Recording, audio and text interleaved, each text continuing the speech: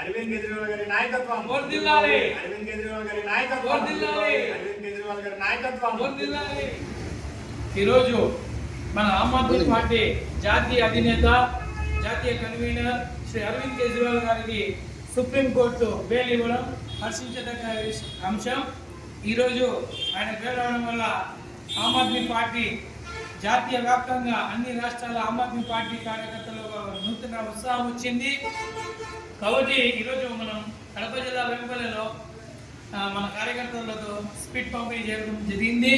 మేము ఈరోజు కేంద్ర ప్రభుత్వానికి శ్రీ నరేంద్ర మోడీ గారికి ఒకటి చెప్పదలుచుకున్నాం.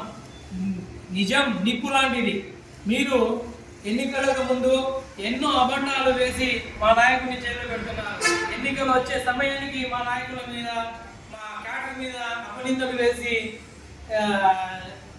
జైల్లో పంపుతున్నారు. సాక్ష్యాలు లేవు, ఆధారాలు లేవు.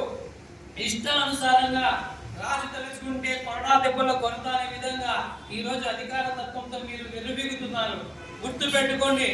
మంచి విద్య, వైద్యం, తాగునీరు, సాగునీరు, అవినీతి నిర్మూలన ప్రభుత్వం అందిస్తున్న ఒక ఉత్తమ నాయకుడు భారతదేశంలో ఎవరైనా ఉన్నారా అంటే, ఏకైక నాయకుడు ఎవరైనా ఉన్నారంటే అరవింద్ కేజ్రీవాల్ గారే.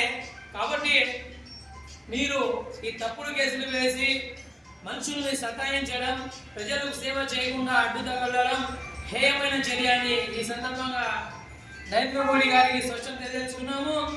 భారతదేశంలో నీతి నిజాయితీగా పనిచేసే నాయకుల లోటు ఎంతైనా ఉంది. అందుకు ఉదాహరణ ఈనాటి రాజకీయ పరిణామాలే. ప్రజలకు ఓటేసిన ప్రజలకు న్యాయం చేయలేని అసమర్థ పాలకులు ఎంతో మంది ఉన్నారు.